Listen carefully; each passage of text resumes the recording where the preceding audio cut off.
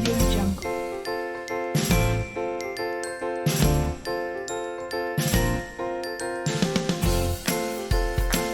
Assalamualaikum warahmatullahi wabarakatuh. Salam sejahtera untuk kita semua.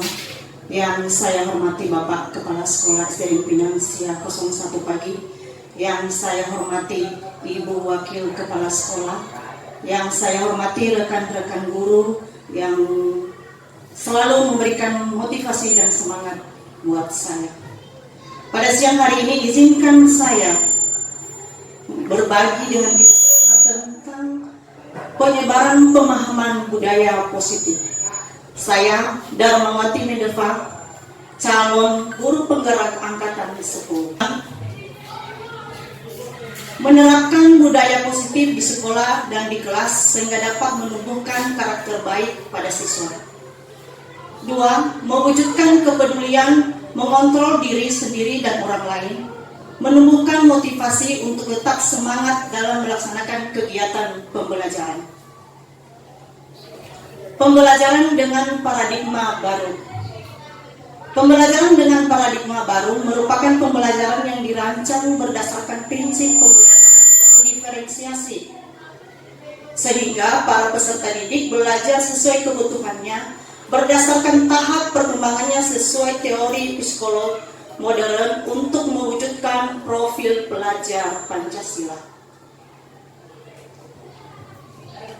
Profil pelajar Pancasila terdiri atas beriman, bertakwa kepada Tuhan Yang Maha Esa dan berakhlak mulia, kemudian berkebinekaan global, kemudian bergotong royong, kemudian kreatif, kemudian bernalar kritis, kemudian mandiri.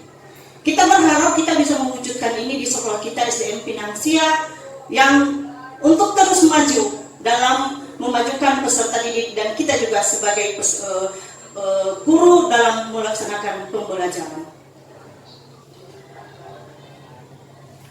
Bagaimana seorang bisa merubah dari paradigma stimulus respon kepada pendekatan teori kontrol? Stephen R. Covey tahun 1991 mengatakan bahwa bila kita ingin berbuat kemajuan perlahan, sedikit-sedikit ubahlah sikap atau perilaku Anda. Namun bila kita ingin memperbaiki cara-cara utama kita, maka kita perlu mengubah kerangka acuan kita. Ubahlah bagaimana Anda melihat dunia, bagaimana Anda berpikir tentang manusia. Ubahlah paradigma, skema pemahaman dan penjelasan aspek-aspek tertentu tentang realita. Di sini ada tentang stimulus respon dan teori kontrol. Kalau stimulusnya realitas kita sama. Menurut kita itu sama. Tetapi kita harus mengontrol bahwa sebenarnya realitanya itu kita berbeda. Ada yang berbeda dari kita, anak-anak juga berbeda. Tidak semua sama. Mungkin di pemikiran sama aja anak sama aja. Tetapi sebenarnya di kontrol kita bahwa kita harus memahami bahwa anak itu berbeda. Kemudian semua orang melihat hal yang sama. Kita kadang sama aja. Tetapi sebenarnya kita harus mengontrol pikiran kita bahwa setiap orang itu memiliki gambaran yang berbeda. Budi ini beda dengan pikirannya dengan Pak Denny. Jadi kita punya tanggapan yang berbeda-beda. Kemudian kita mencoba mengubah orang agar berpandangan sama dengan kita. Oh, kamu harus sama dengan saya, pandangan saya begini berarti harus sama. Nah, kepada anak-anak nggak boleh begitu, berarti kita harus punya kontrol bahwa kita berusaha memahami orang lain tentang dunianya. Orang lain juga punya dunia masing-masing, jadi kita jangan menyamakan persepsi kita dengan orang lain. Kemudian perilaku buruk dilihat sebagai satu kesalahan. Oh, kamu salah itu. Padahal sebenarnya dia punya alasan, dia punya tujuan kenapa dia bisa begitu kalau dikontrol. Kemudian orang lain bisa mengontrol saya, ya. Orang lain bisa mengontrol saya. Oh, kalau misalnya ada sesuatu diperintahkan dulu. Tapi sebenarnya yang bisa mengontrol kita itu hanya diri sendiri. Kemudian saya bisa mengontrol orang lain. Oh, nanti sesuai kata-kata saya dia bisa. Tetapi pada kontrol kita sebenarnya kita tidak bisa mengontrol orang lain karena orang lain punya kebebasan. Kemudian pemaksaan ada pada saat bujukan gagal, ada pemaksaan. Kemudian dikontrol kita kolaborasi dan konsensus menciptakan pilihan-pilihan baru. Kemudian model berpikir menang kalah di stimulus kita. Oh, udah kalah, udah menang. Tetapi sebenarnya kita selalu berpikir, kita mengontrol bahwa itu menang bahwa tidak ada yang gagal. Semua mungkin kalau dibawa ke peserta didik bahwa tidak ada anak yang bodoh, tidak ada anak yang gagal. Semua bisa sukses jika berusaha. Yang positif terdiri dari beberapa bagian, yaitu disiplin positif dan nilai-nilai kebajikan universal. Kemudian ada motivasi perilaku manusia, ada kebutuhan dasar manusia, posisi kontrol restitusi, keyakinan kelas, dan segitiga restitusi. Kita mulai dari disiplin positif. Apa sih tujuannya disiplin positif?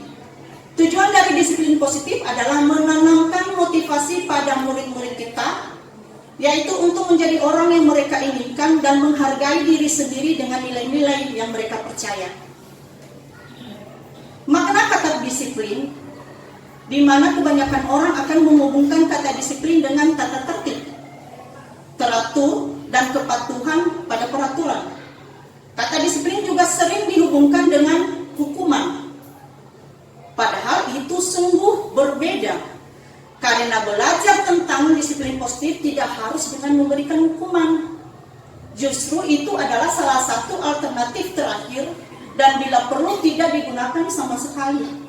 Saya jelaskan di sini bahwa disiplin itu bukan sebenarnya yang kita tanamkan bukan karena memang harus dipatuhi, harus karena peraturan jadi harus. Tetapi bagaimana menanamkan anak dengan sadar diri sendiri bahwa saya sebagai peserta didik memang harus misalnya hormat kepada guru.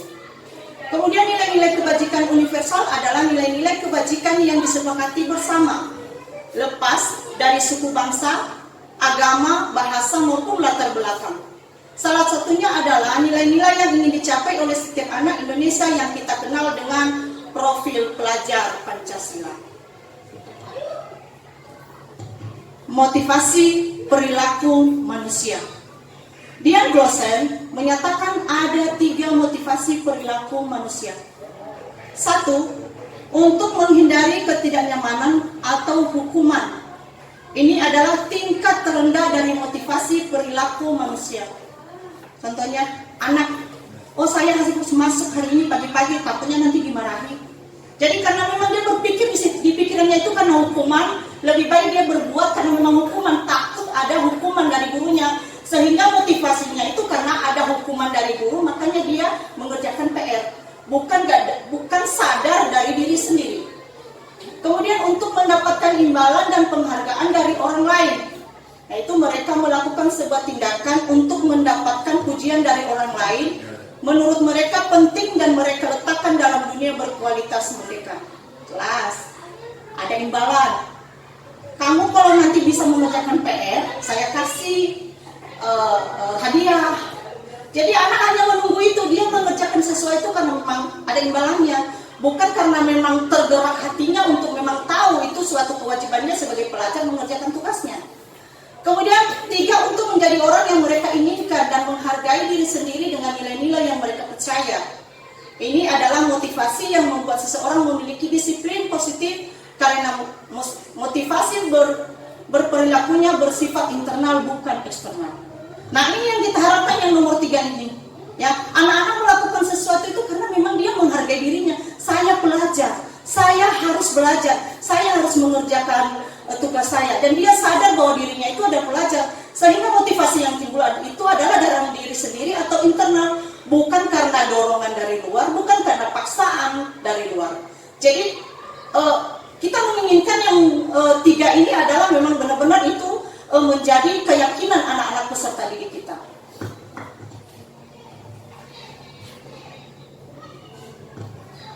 Kebutuhan dasar manusia. 5 kebutuhan manusia. 1. Bertahan hidup. kesehatan, rumah, makanan, dan kebutuhan biologis. Kasih sayang dan rasa diterima. Ada kebutuhan disayangi dan diterima, dan kebutuhan sosial. Ada kebebasan, yaitu kebutuhan akan kemandirian, memiliki pilihan sendiri. Keempat, penguasaan, yaitu kebutuhan dihargai dan diakui, kompetennya diakui dan dihormati. Kemudian ada kesenangan, yaitu kebutuhan akan kesenangan, bermain, tertawa. Posisi kontrol restitusi.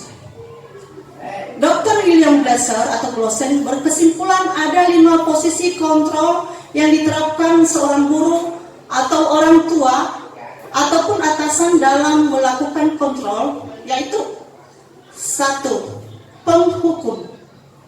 Nada suara tinggi, bahasa tubuh, mata melotot dan tunjuk dan jari menunjuk-nunjuk menghardik. Kamu salah. Tunjukkan. Kamu salah. Ya. Sudah diingatkan itu tidak boleh. Kamu ya, mungkin itu salah satu contohnya. Itu adalah restitusi tentang penghukuman, penghukum. Kedua, membuat berasa bersalah. Nada suara memelas, halus sedih, bahasa tubuh merapat pada anak dan lesu. Nah, jangan begitu. Mau ibu dimarahi sama kepala sekolah kalau kamu begitu? Tidak kasihan sama ibu? Tidak kasihan sama orang tua kamu yang sudah capek mengantar kamu ke sini? Contoh begitulah kalimat yang bisa digunakan untuk membuat merasa bersalah. Kemudian ada teman. Nada suara ramah, akrab, dan bercanda. Bahasa tubuh merapat pada murid, mata dan seni jenakan. Kita kan teman, nggak boleh begitu dong, ya, nggak boleh begitu. Oh, kan ibu juga nggak senang, kamu juga nanti kan ya, bisa kena hukuman, jadi jangan ya. Mungkin ada bahasa tubuh yang mungkin dilakukan. Kemudian pemantau, nada suara datar, bahasa tubuh yang formal. Kamu ya kerja dari tadi nggak selesai. Jadi mungkin hanya memantau tanpa mengomentari, tanpa memberikan masukan. Kemudian ada manajer. Nada suara tulus, bahasa tubuh tidak kaku, mendekatkan ke murid. Nah, ini adalah yang kita harapkan adalah manajer. Bahasanya lembut, tidak kaku, ya, mendekatkan ke murid itu lebih menjadi seorang pemimpin. Jadi yang diharapkan di sini adalah kita sebagai manajer, ya, yang bisa mengarahkan anak-anak dan memposisikan diri sebagai pemimpin buat anak-anak.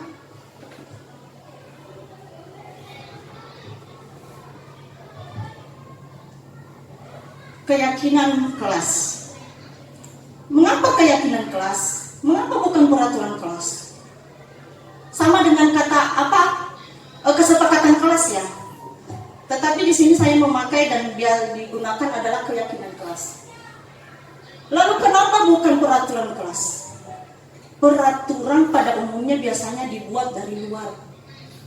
Dibuat oleh guru, dibuat oleh sekolah. Dan itu bisa diterima oleh anak, bisa juga tidak diterima. Karena namanya peraturan mau tidak mau harus diikuti. Tetapi kalau keyakinan adalah dibuat dengan kesepakatan bersama di kelas. Oh ayo anak-anak, coba ungkapkan apa yang bisa kita buat keyakinan buat kelas kita, yang bisa kita terapkan di kelas kita, sehingga nantinya anak-anak mampu melakukannya tanpa bersungut-sungut, tanpa paksaan, sehingga yang dilakukan adalah memang dari diri sendiri dan inisiatif sendiri. Pembentukan keyakinan sekolah atau kelas, yaitu keyakinan kelas bersifat abstrak. Kemudian keyakinan kelas senantiasa dibuat dalam bentuk positif, tepat waktu, bukan dilarang terlambat, tetapi tepat waktu. Saling menghormati, bukan tidak boleh mengejek. Jadi yang diutarakan adalah memang kalimat-kalimat yang positif. Kemudian keyakinan kelas hendaknya tidak terlalu banyak sehingga mudah diingat dan dipahami oleh warga kelas. Oh, singkat, gak usah sampai harus satu kalimat. Kerjasama, disiplin, jadi anak mudah mengingatnya. Kemudian keyakinan kelas sebaiknya sesuatu yang dapat diterapkan di lingkungan tersebut. Kita membuat keyakinan kelas itu memang kita anak-anak bisa menerapkan, kita juga bisa menerapkan. Jangan dibuat keyakinan yang memang di luar batas anak-anak. Kemudian semua warga kelas hendak ikut berkontribusi dalam pembuatan keyakinan kelas lewat kegiatan curah pendapat. Ya. Semua anak ditanya tanggapan kamu mengenai keyakinan kelas apa? Jadi semua anak-anak harus memberikan pendapatnya tentang apa yang bisa kita buat, kalimat apa yang kita pergunakan untuk membuat keyakinan kelas. Kemudian bersedia meninjau kembali keyakinan kelas dari waktu ke waktu. Oh, kita jalani seminggu, 2 minggu. Kemudian, oh ada sesuatu yang memang tidak tepat, bisa ditinjau kembali apa yang sudah disepakati bersama. Ada segitiga restitusi. Sisi 1 menstabilkan identitas. Sisi 2 validasi tindakan yang salah. Sisi 3 menanyakan keyakinan. Sisi 1 menstabilkan identitas. Bertujuan untuk mengubah identitas anak dari orang yang gagal karena melakukan kesalahan menjadi orang yang sukses. Contoh kalimat yang digunakan. Berbuat salah itu tidak apa-apa. Terus, tidak ada manusia yang sempurna. 3, saya juga pernah melakukan kesalahan seperti itu. Kemudian keempat, kita bisa menyelesaikan masalah ini. Jadi sesuatu harapan buat anak-anak agar dia tidak merasa tertekan dengan apa yang sudah dia lakukan. Sisi 2, validasi tindakan yang salah. Tujuannya yaitu memenuhi kebutuhan dasar. Contoh kalimat yang digunakan. Kamu pasti punya alasan mengapa melakukan hal itu. Kamu punya alasan mengapa kamu melakukan hal itu. Alasan kamu apa? Kenapa kamu memukulnya?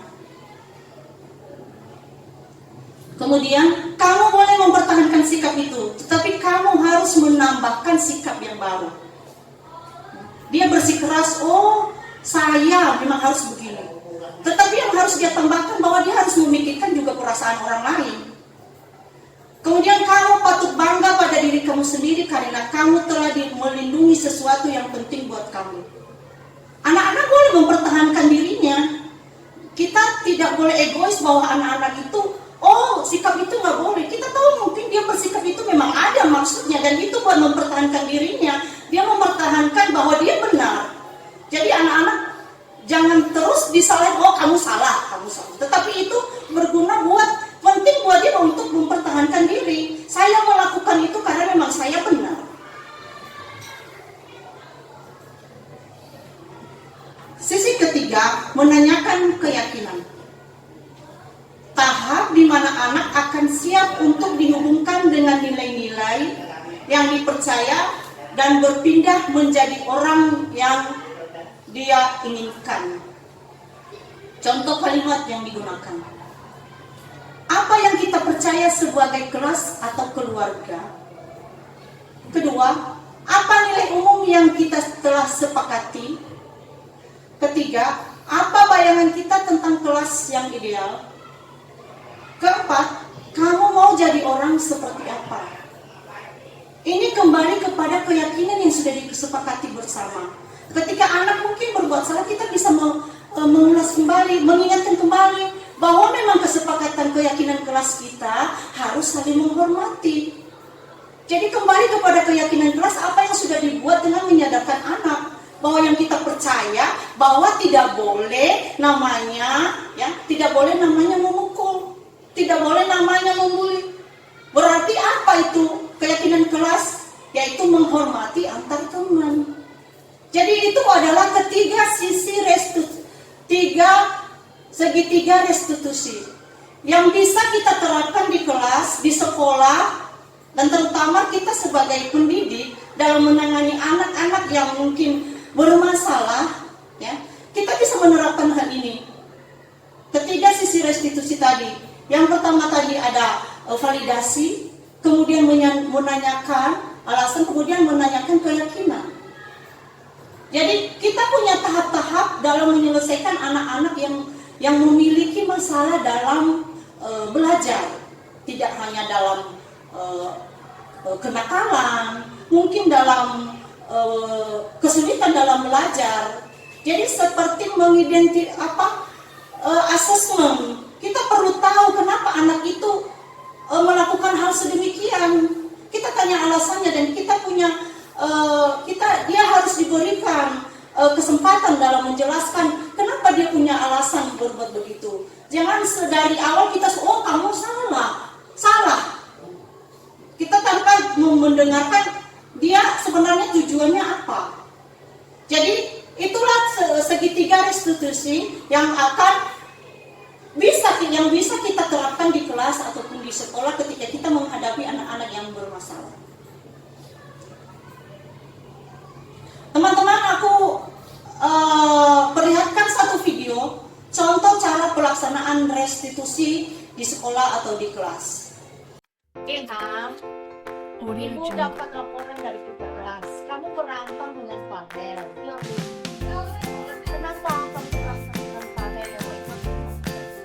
Mau mengganggu? Betul juga kalau diganggu nggak senang. Tentu kamu punya alasan dong. Kenapa kamu marah-marah dengan Fadel? Lalu apa yang kamu lakukan dengan Fadel? Marah-marah dan lalu Fadel bagaimana? Fadel jadi menangis. Kamu tahu kesalahannya, Mak? Kamu tahu? Lalu keyakinan kelas apa yang kamu langgar dengan memukul Fadel? Yang tidak menghormati satu sama lain. Menurut kamu menghormati satu sama lain itu tidak penting. Lalu apa yang akan kamu lakukan? Akan lebih bersabar lagi, ya. Terus apa yang akan kamu lakukan berikutnya kepada Fadel? Meminta maaf kepada Fadel. Jadi, ya, pentingnya saling menghormati hubungan antar sesama jadi solusi yang apa yang akan kamu lakukan ke depan jika ada teman kamu yang mengganggu, mulai bersabar dan memberitahu. Itu ya solusinya. Terima kasih, Ilham. Silakan. Demikianlah teman-teman video tentang penerapan segitiga restitusi. Kita bisa melaksanakan ini di kelas atau di sekolah atau ketika kita menghadapi anak-anak yang bermasalah. Penutup, dalam menerapkan program disiplin positif, hendaknya guru memiliki standar kepribadian, profesional dan sosial yang baik, di mana guru mampu merefleksikan dirinya dalam posisi kontrol saat ini. Bagaimana perjalanan dirinya sebagai among atau manajer yang menuntut murid-murid menjadi insan yang mandiri. Mereka merdeka dan bertanggung jawab sesuai dengan profil pelajar Pancasila. Terima kasih teman-teman semua, rekan-rekan semua. Saya akhiri, assalamualaikum warahmatullahi wabarakatuh.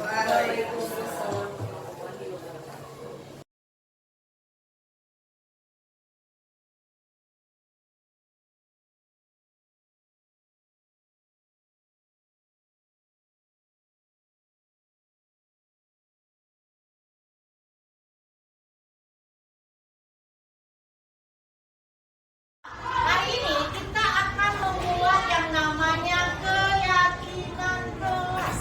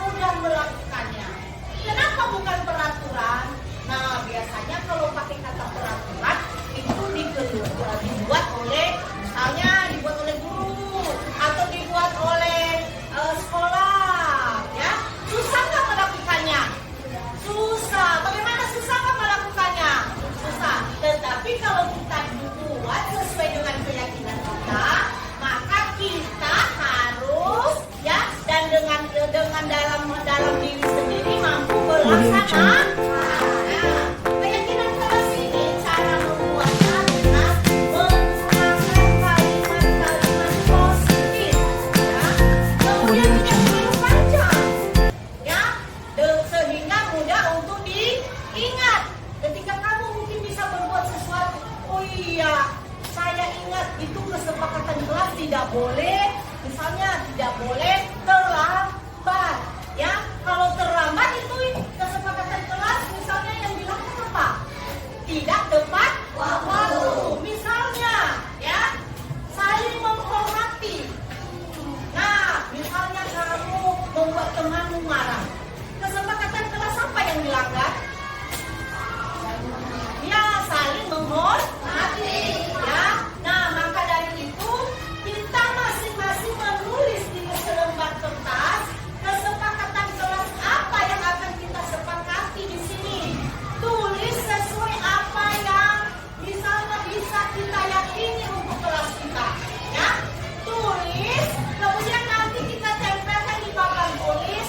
Nah, nanti kita ambil bersama, kita sepakati bersama keyakinan apa yang akan kita gunakan. Ibu bagi silakan ditulis.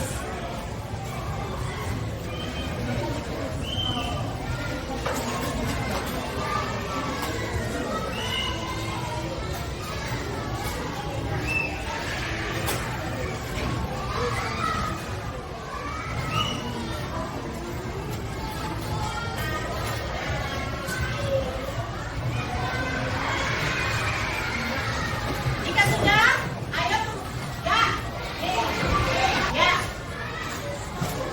Kita akan tempeli di papan tulis, ya.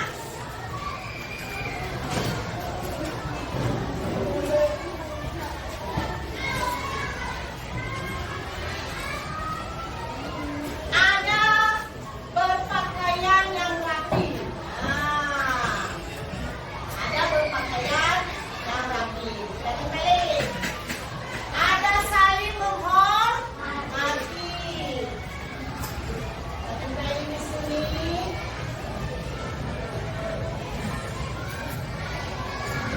Kemudian ada saling menghormati. Sudah ada? Sudah ada, maka kita tidak tempelin. Kemudian ada menjaga kebersihan. Sudah ada? Belum ya, makanya menjaga kebersihan. Kemudian ada izin sebelum keluar kelas. Kita tempelin. Kemudian ada peduli. Peduli.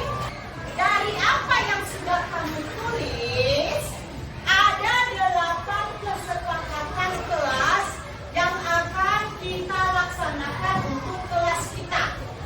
Pertama, ada berpakaian yang rapi, berpakaian yang, kemudian saling menghormati. Ketiga, menjaga kebersihan. Keempat, izin